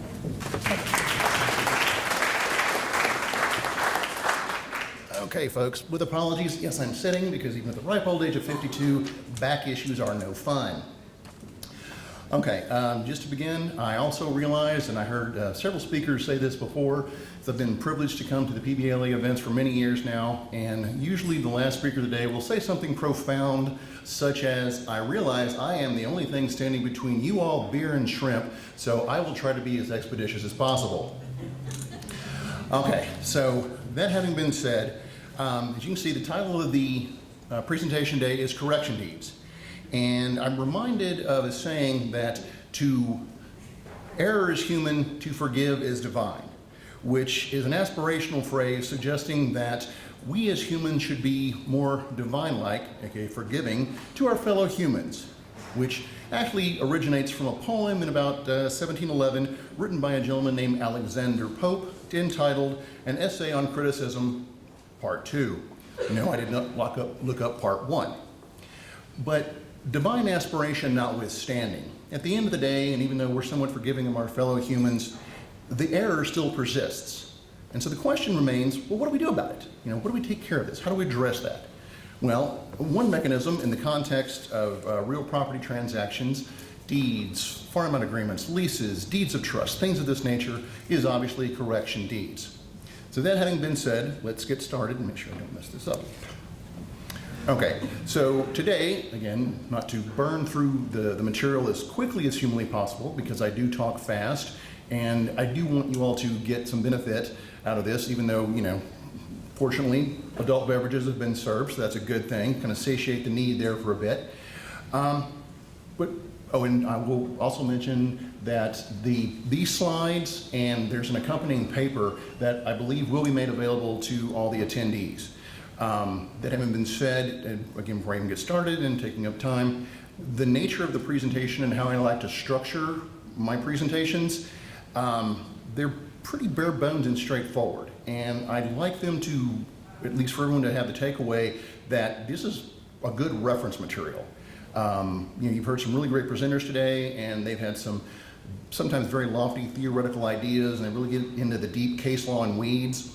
And while we're going to talk about some cases that relate to this issue, again, I want you to just sort of keep in mind, and I'm going to repeat a few key ideals here and there, just so that you can remember if this issue or something similar comes across your desk or you're encountering this, like, boy, where did I hear this before? Oh, wait, yeah, that Browning guy, he had something like this. And hopefully I have made enough of an encompassing presentation that you'll say, hey, there's one, and you can go back and just kind of refer to this as a reference manual. So again, presentation. We're going to briefly kind of touch on the historical purpose of correction deeds, sort of the, well, you can't know where you're going unless you know how you've been concept. Clearly talk about modern jurisprudence, not to jump ahead too much, but you will see that there is a distinguishment in the modern statute between non-material terms, material terms. We're going to look at those. We're very briefly, if you do everything right, what do you get at the end of the day? What are the ramifications? There's a concept called substantial compliance. We're going to talk about that. And finally, not to kill the thunder at the end of the day, we're going to discuss briefly and in broad context the somewhat controversial case of Broadway National Bank v. Yates. And I say controversial, I've heard a lot of my colleagues and friends and commentators discuss this case. Not that you all haven't heard it before, but I'm probably not going to go deep into the weeds there, and I'll explain why. Okay, historical purpose. Where was they? How did we get here? Well, traditionally, and a lot of this, I'm not going to read the slides one by one because, dear God, I'm the last guy of the day, and how boring would that be? So I may jump around a little bit, and we'll probably get off key on my slides, but that's okay. Historically, correction deeds were just what you think they might be. We're here to fix some small stuff. Nothing too major, just a minor problem that can be addressed by the parties, maybe both parties, maybe one, without the expense and time of judicial proceedings. Really just, again, to correct defects and small imperfections, clerical errors, scrivener's errors, things of that nature. Again, doing the same thing and accomplishing the same result as if you went to court. One of the best definitions I've heard is the first one, and I point this out, and this one I will read, just because I do think it's a great definition. But a correction deed is merely a supplemental filing that relates back in time. Okay, you will hear me say that one again, back in time. And not to kill the thunder that's going to come up, it's called the relation back doctrine. That's going to be really important. That's one of the hallmark aspects of correction deeds. That's a biggie. But it relates back in time to an original conveyance, which contained, again, some error or mutual mistake. In other words, it removes the error, leaves the substance. And you hear me say that, removes the error, leaves the substance. Again, common law, court said, okay, correction deeds, because you can see the power in this. This is a powerful tool, but like most things with power, it was intended originally to be used in narrowest scope. Its sole purpose, again, some facial imperfections, some small things. We're going to fix that, move on, and just not pretend it didn't happen, but we're just going to fix the problem. Again, common law principles. This is where this all rises, up until that modern day statute that I was talking about. And there, again, at common law, narrow in scope, small things. The one thing that you will hear in this theme, and I want you to keep in mind, if you look at the common law cases that were involved, a vast majority, not all mind you, but a vast majority, they involved corrections to property descriptions. And I'll get a little bit more into that a little bit more in depth as the cases and presentation continue. But I will note that, again, the bulk of that correction deed, appellate court cases, those involved, hey, was it a correction, was it proper, when, or when wasn't it? Okay, again, that whole limited in scope thing, okay? Most of this, and again, I'm going to say this up front, you'll hear it again in certain other aspects. Limited in scope, small things. That's what it was intended. And most of this I would lay on so that most of you know. You really know it, you're there, but it's one of those things that you might not think about because you don't use it every day. You don't see it. So what are some of the, at common law, you notice that the sites and the cases, they're pretty old. What are some of the common law cases that addressed, hey, this is limited in scope. This is something where a correction deed would be appropriate. Grantor's capacity. Again, case example, list, well, the person there was listed as the community administrator. This is 1946. We don't really use those anymore in probate, but it should have been properly the independent executor. Court held, okay. Capacity, that's okay. In this instance, wrong capacity was listed. But notice, and you will see this again, I do list a caution here, because as we will see in some of the modern cases that address this and sort of distinguish it, there can be a fine line between, okay, perhaps a capacity or some other instance. Right, also meets and bounds. Again, capacity, I skipped over meets and bounds because that goes back to that property. But again, the example here, capacity, name situation, name variances. I will also refer you to the title standards on Eminence and Nomens. I forget, I think it's 3.02 or maybe 4.02. But again, minor, small stuff. Ranger Cattle Company of Throckmorton as opposed to the proper Ranger Cattle Company of Shackelford. Different county. And you can imagine, okay, county, that was a boo-boo, oops, okay. Doesn't really affect the substance of the conveyance of the transaction. Doesn't really affect the validity of the deed. Another instance, again, name variation. Oddfellows Building and Exchange Company of Texas as opposed to Oddfellows Building and Savings Association. You can see this is just a minor, hey, oops, boo-boo, name got the name wrong, no issue there under that case law. But again, I point to the caution, and we'll get to that in a little bit, and see where, okay, that subtlety, that distinguishment might become an issue. All right, those are some of the, again, instances of common law. So when are they inappropriate? And again, I think that the majority of the people, if not everyone in the room, would know, okay, if you're going to change, remember, fix the error, let the substance pass. Well, if you're tweaking or messing with the substance, that's inappropriate, not really the proper time to use a correction deed. One I think that we all know, all right, you're changing the fractional quantum of an interest, be it a mineral or a royalty, or even more so, you're changing or attempting to change a royalty to a mineral or vice versa. Kind of like the Van Dyke case that Dimitri was talking about earlier today. Now, obviously that was not a correction deed case, but I use this by way of example. Again, to release, convey additional lots. Or you've got your substance sort of set in stone, and you're trying to, hey, maybe not be nefarious and trying to sneak stuff in, but again, you're trying to say, oh, well, you know, that was an error. And let's just give the person the benefit of the doubt and say, okay, we're just going to add this on. It was a boo-boo. Oh, that necessitates a correction deed. Well, if you're adding stuff after the fact, you're taking away things after the fact. Not appropriate. Again, you're conveying additional separate parcels, things of this nature. Here, I mentioned this one because, again, it kind of goes in with the other case law. And this one, I'll put the brakes on a little bit. But in this case, in the Smith case, there was an attempt to convey an additional 71 acres when the original conveyance was 152. So we're starting to add a pretty good sized chunk there. You can see, okay, that's not really going to fly. Can't really go there. That's not really an appropriate use for correction deeds. Again, going into that whole property distinguishment. And again, once we get to the actual statute and look that over, you'll see why I'm spending enough time on property descriptions. Additionally, we're talking about after the fact, adding covenants, sort of changing, again, think of substance. If you're trying to change the substance in any way, shape, or form, or it gets even close to the line, you're going to want to be wary of that. Okay, in addition to the substance changing aspect, and this is one where it gets really important, and it's sometimes hard to distinguish.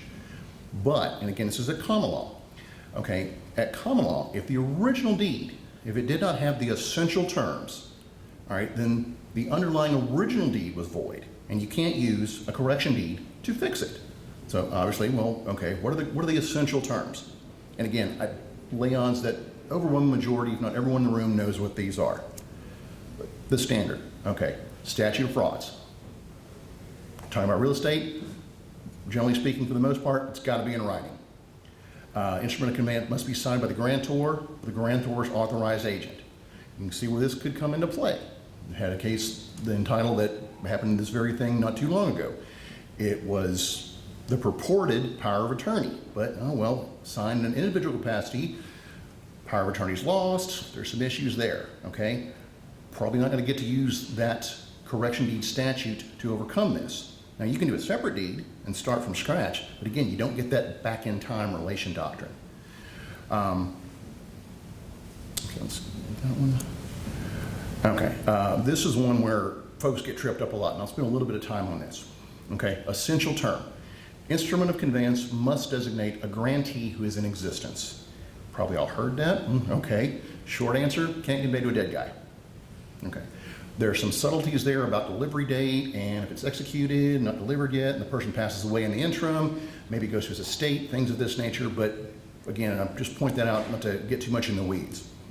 But thinking about this broadly, generally speaking, a person who's deceased on the effective date of the conveyance, it's void because they're not in existence.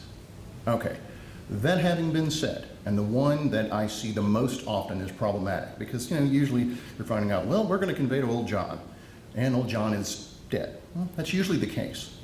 But think about this, and I have seen this, and it's been, I'm going to compile into an example. But you can imagine a scenario where you've got XYZ Bank, and they are trustee for a trust. And that trust says, or has language to the effect of, I leave my right, title, and interest in all my mineral estate to my daughter, Jana, until she is 25 years old, and at which time such interest shall pass free of trust to her heir successors that signs blah, blah, blah, or words to that effect. And XYZ Bank has a really good job, but that trustee probably has 1,000 trust instruments that he or she looks at, and oops, forgets about it. Jana turns 25. Well, by the terms of the trust, that trust is terminated. It's no longer in existence. Same thing occurs with a corporation or an LLC. It's dissolved, and you see documentation of that. And that's the one thing where those type of instruments are not always recorded. I mean, it's recorded in the Secretary of State's office, which, oh, by the way, if it's recorded in the Secretary of State's office, that's notice to the world. You're on constructive notice of it. But again, things to keep in mind. Not that you have a duty to go check every single one, but again, when you're looking at title, or there's a question, and you see something that raises a question in your mind, and this is in correction deed context, take a look at it and be diligent. the obvious, must contain present words of grant. Okay, most of the time you would think, oh, well, how hard is it going to be to miss those? Surprisingly, in recent times, with the advent of the State Bar of Texas lease form and the ability to have it in Word, and lawyers being lawyers like to manipulate and change things, and sometimes that granting clause paragraph just, oops, gets left out, and then something else happens in the interim. Again, essential term. You can't fix that with a correction deed. Also holds true with for reservations. I'm going to get into the weeds on that one, but suffice to say, if you've got something to the effect of, and this goes to the what's called the Cade v. Costco case, where the issue was, I think it was out of Fort Worth, that the underlying instrument said words to the effect of, okay, well, we're going to reserve the minerals, and then the actual conveying instrument does not. Well, the parties, if memory serves on that case, they tried to work a correction deed. Did not work. Okay, property descriptions. Okay, and again, this is one, and this is where it gets, you can kind of imagine a scenario. And I put this there, even though we could all probably recite it. The standard is an instrument of conveyance must provide within itself or by reference to some other writing in existence the means or data to identify that tract with reasonable certainty. This is the nucleus of description. Okay, I'm going to pause there, even though, and I'll jump past delivered. Again, that's just one of the essential terms, and I point that out. But it's that property description. Because what we'll see in a second on the statute, when I've pointed out property descriptions, property descriptions, property descriptions, it can be a hard call to make a determination when you're looking at an instrument to say, okay, can we fix this? Or is it so far over the line that it's void and I can't use a correction instrument? And again, I'm pointing this out because there are some where I'm thinking to myself, wow, I don't know. For further reading on this, and I will recommend, I don't think George is here today, but George Snell has a really great article, or 3, on property descriptions. And if you Google it, I think Bill Burford's and his associate, I think they have one that's out there that are highly worth your time if this issue comes up. Because again, some of these, it's really hard to tell. Okay, non-essential terms just by way of contrast. Things, again, we all know, but keep in mind. All right, considerations not required for a conveyance to occur. It can be a gift, things of this nature. Instrument of conveyance need not be dated. Okay, that seems sort of weird there, Michael. Dated, that should be important. Well, for it to be effective, it doesn't have to be. There might be other issues that come along with that if it's not, but it's not an essential term. And finally, and I still get asked this, an instrument of conveyance does not need to be notarized or acknowledged. It is effective between those two parties. Now, to be sure, if you want to avail yourself of the recording statute and constructive notice, then yeah, you're going to have to record it, and the county clerk, well, even if you, suffice to say, you're going to do notary in that regard. But technically, it's a non-essential term. Okay. Modern jurisprudence. Well, again, getting away from the common law, starting in 2009 with the case of the Myrad v. LaSalle Bank case, they're greatly simplified, and again, trying to go through this as quickly as possible. Their Supreme Court just said, okay, you're trying to do a correction deed and add an additional parcel. But, and again, you will see this holding implemented somewhat in the statute. But there, we're going back to my whole property description thing. There, the property description in the original was correct. There were no issues with it. So what were they correcting? And I think rightly so that if the court stopped there, well, okay, then they would have been fine. But they went a little further. Again, I won't go into this one because the legislature steps in a couple of years later. And it was thought highly that, wow, okay, the world is going to end. This case is a real problem, and it could have far-reaching ramifications. So the modern statute was enacted. And in 2011, the legislature passed, the governor signed it, and it effectively overruled the Meyer decision. Now, this was effective September 1st, 2011, which I highlighted, and that will become important in a moment. And it's now codified into 5027 and 031, or through 031 of the Texas Property Code. Okay, and again, there, I've included a lot of things in the slide.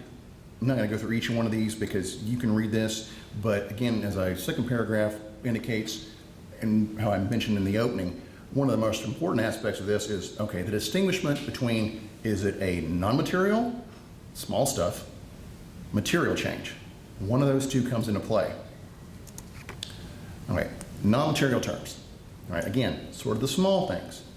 But the important aspect there, and I really want to get into and make sure everyone's aware of, is that for non-material terms, all right, there, you can have obviously one party, all right, any party, or any person with personal knowledge of facts relevant to such correction, they may prepare this correction instrument. Okay, we'll get into that in a second, but think about this. One party doesn't need to be the person who was of the two, grantor or grantee, but person with personal knowledge of the facts. Keep that in mind. All right, let's delve in and look at some of the stuff again. Non-material, some of the small things. All right, going back to that whole property description thing that I mentioned, and y'all are probably tired of hearing me talk about. But the statute itself, it reads and tracks from the existing common law. All right, an inaccurate or incorrect element of a legal description. All right, references to plats, other information, lot or block numbers, units, building designations, sections. All right, all the things where you can imagine a scenario that the lawyer, the paralegal, the secretary, the whomever it might be, transpose a number. Happens to us all. Again, small things really not going to effectuate the substance of what they were trying to do. We're just trying to get the property description accurate. Again, always keeping in mind that whole void property description aspect and knowing or trying to think, well, when does that cross the line? Again, easement, townships, survey numbers, all of this kind of goes part and parcel of what I was just talking about. Okay, all of this goes into the aspect, parties' names, marital status, dates. Okay, you can see remember that whole not important thing. Well, dates are important, but again, non-material because it's non-essential terms. Recording data, I mean, goodness gracious. Volume and page gets transposed all the times, and now we're into document numbers that are, what, 12, 13 numbers long, and, you know, the fourth or fifth number was transposed. That's going to mess everything up. Those can be easily fixed. Okay, all right, goes back into there. Okay. Now again, I brought up and I had to highlight and underline that doesn't take the actual party or one of the two parties. You can have a person with personal knowledge. And so, you know, as you might imagine, the further you get away from the parties, the greater the chance for error, other problems to arise, or even malfeasance. So the statute calls for and says, okay, there are some other safety net features that we're going to include in this. So if this correction instrument is not signed by the original parties, then the preparer, and they've got to send a copy, first class mail, email, or other reasonable means to each party, or of course, if applicable, the heirs, successors, and assigns. And then additionally, you've also got to state within the correction instrument, okay, how are you, this person, how do you know this? What is the basis for your knowledge? And we want that in the instrument. And then finally, of course, as this is almost simplistic, you want it recorded in each of the counties, in each county where the original was recorded. Okay, material terms. Okay, again, the big stuff, sort of the heavy hitters. All right, and these, if it's a material term, all right, these have to be executed by both parties. Or, because read the exact language, must be executed by the parties to the original transaction, comma, or the parties' heirs, successors, and assigns. And yes, that will become important. All right, material. Okay, let's look at those. All right, we're adding any of the following. All right, again, disclaimers, mortgagee's consent, subordination. Again, thinking back to what I'd mentioned a moment ago about the substance of the deal itself, about what you're trying to accomplish. If you're effectuating that substantive aspect, all right, that's material. And again, going back to this, drawing from my read, land to a conveyance that already correctly conveys other land. Same holds true if you're trying to remove. Again, you're effectuating the substance, the underlying substance. If it effectuates that, then that's probably material. All right, looking at the recent case law, And again, this is 2011. There's not a plethora of cases. And if you have Westlaw or LexisNexis, you can shepherdize these, and there's not that many that show up. And I tried to hit almost all of them. Again, thinking about the concepts, like, oh, we boo-booed, oops, let's try and fix it. Well, in the Tiny McCabe case, this was a revised mortgage and deed of trust, and it's like, oh, darn, we left out some leases that we want to have covered, that in case there's a default, we can pluck those out too. And court said, no, you're trying to change, that changes the substance, that's not going to work. Okay, this is the one, and where I mentioned a short while ago about, okay, where's that line between capacity, different name on the grantee? Well, the one case that I have listed, it's, I think it's a typo, it should be AOC management. All right, there, in that case, the court said, no, this is more than a tweak or a capacity issue. This is a whole new grantee, and we're going to hold that to be material. As a consequence, you're going to need both parties to sign off on this. However, again, looking at these so I can make you all aware that there are some others out there, and this is, you can see and if you read the cases, the courts, you can tell they're struggling with this. For instance, in Ray Hernandez case, okay, there, and it's one of those where you can see the court saying, okay, we know what they're doing, but if you look at just the cold hard language, they got the grantor and the grantee, got those crossed. And the court said, yeah, okay, but we're going to let them have it, we're going to go with this. And the Bennett case, all right, there they've had affidavits, and again, this was more in the, we think that's more in the capacity issue. Again, different grantees. Now, I'll pause for a second because you can imagine a scenario, it doesn't take much imagination, where it's maybe a series LLC. Is that going to be the same thing? Or it's a wholly owned subsidiary or something of that nature. Think about those, where that line might be. And now admittedly I did not shepherdize these, but you can see a situation where that could easily occur, and you could, again, fall back into the AIC case where it's gone from maybe a capacity something small to a material change. Okay, blah, blah, blah. And again, property descriptions. Again, I keep harping on this because you can imagine this one scenario, and I'll revert back. All right, Myrid started, and the short answer on this is, it was correct to begin with. There wasn't anything to fix. Pause there. Oops. The one case I just fast forwarded to, that was the Flores v. Zimmich case. And what Flores addresses, and again, it's kind of the same situation.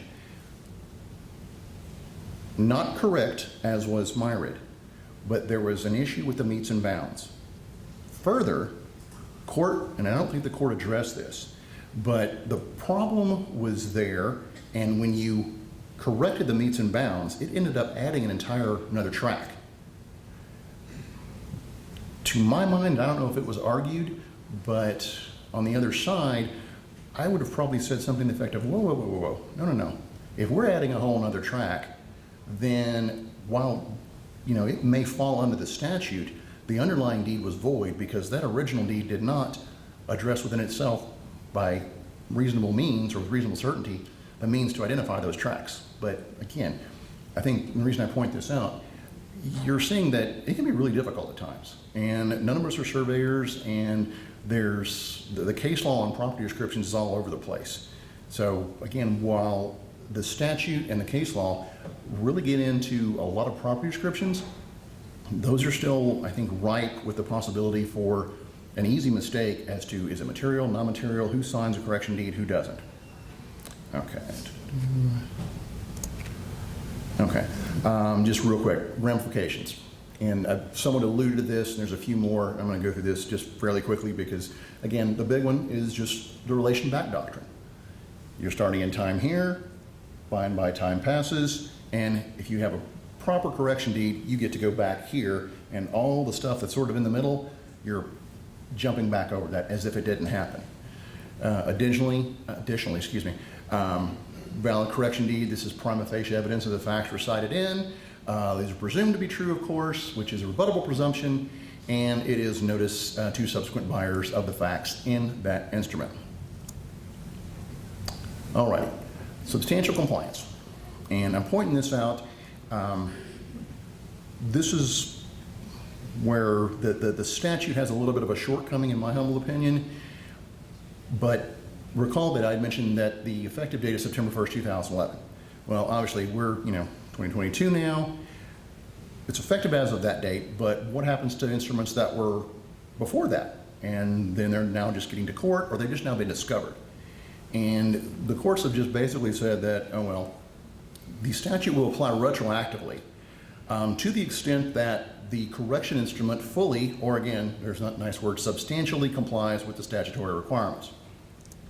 So, substantial compliance. And this one you kind of got to read because you're going, really? So substantial compliance is one, has performed the essential requirements, begs the question of what's essential, of the statute and excuses those deviations from the performance required by the statute, which do not seriously hinder the legislative purpose in imposing the requirement. Okay, you can see where that can be clear as mud sometimes. I think the best way is to look at the substantial compliance cases, of which unfortunately there are not many. There, and this is the Lockhart v. Chisos case, good case, it's about 20-something pages long, and the long and the short of it there that I took away is, well, it's not void, which of course begs the question, well, what is it? And there's not really a definitive answer there. Again, pointing this out, if you have the situation, it's before the statute, does it substantially comply, does it not, what's the effect, what can be done, just to try and give some guidance.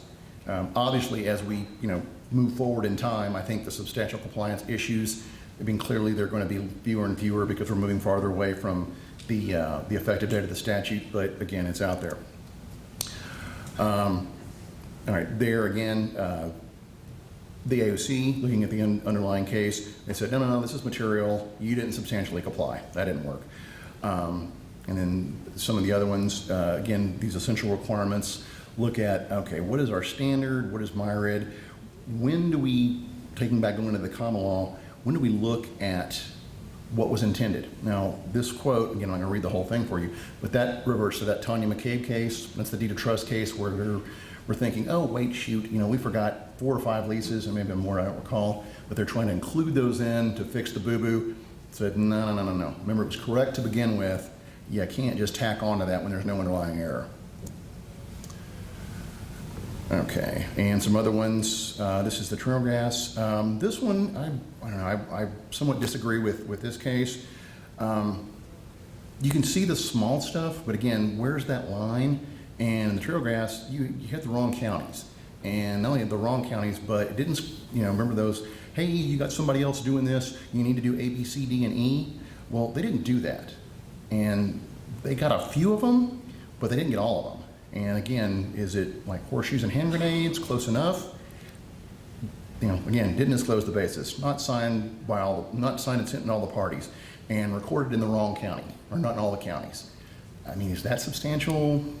Court thought it was, but again, judgment call there. Okay. Sort of the underlying big controversial case. And where are we at? Moving quicker than I thought.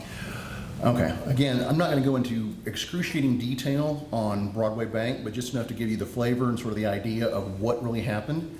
All right, this particular case, this is a decision to Supreme Court deciding on, well, this is material, but then what exactly does the material statute mean? And who needs to sign? So pretty simplified, some of the background facts. In 2005, Broadway Bank, they were acting as trustee for Frances Evers, and she conveyed, the trust was conveyed to other trusts and to individuals. I think it was either 4 or 5 people altogether. But the really important one was her son, Evan John Evers, or John, and I don't recall exactly, but I think that he had perhaps some mental issues or some other aspects, and so while his siblings received their interest free of trust, his was to be in trust for his life with remainder to some others. And Broadway, they just conveyed to every person individually. 2006, a year later, oops, that was caught, and Broadway on its own says, well, okay, no harm, no foul, we're just going to execute a correction instrument. But no one told John. In 2012, John executes a royalty deed, not a mineral deed, royalty deed, conveying all of his royalty interest into, I think it was DeWitt and Gonzales County, conveys that to Yates. And there in that same year, then Yates assigns 70% of this interest under a farm out to EOG and to some other parties as well. All these with an effective date, again, February 1st of 2012. Okay, November of 13, oops, realized the problem. Again, remember they conveyed everything. All right, then Broadway, John, the other SIBs, and everybody, sort of the original parties, they all execute a series of correction instruments. And thinking, okay, cool deal. But they've already conveyed, or John's already conveyed. And then a few short months later, John passes away. 2015, Broadway, kind of realizing this after some other issues come up, they filed a DEC action in probate court number 2 in Bexar County. Probate court grants summary judgment in favor of Broadway and Yates. Grants summary judgment in favor of Broadway and Yates, then appeals. 4 circuit holds and says, well, okay, no. Looking at this closely, we think that you didn't pursue the original folks to the instrument. And you can't just let somebody else decide that after the fact. That's just not right.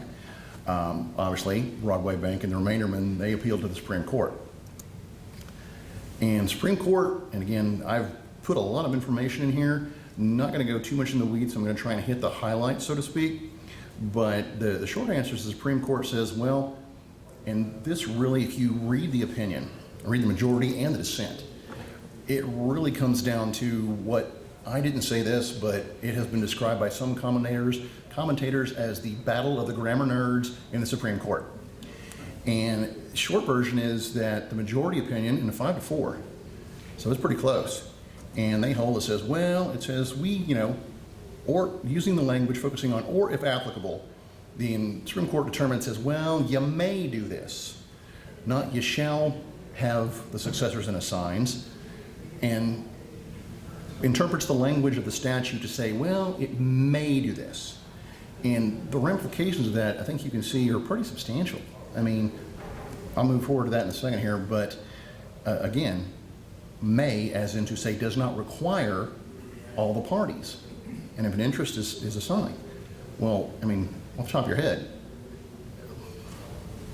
let's go back to that whole, the big one, fractional interests, mineral or royalty. Well, you've conveyed it, and you just go back and say, again, I'm obviously thinking nefarious thoughts when I say this, you go back and get the original. Well, you don't own it. Well, sign this, sign here, I'll sign too. And you just changed it.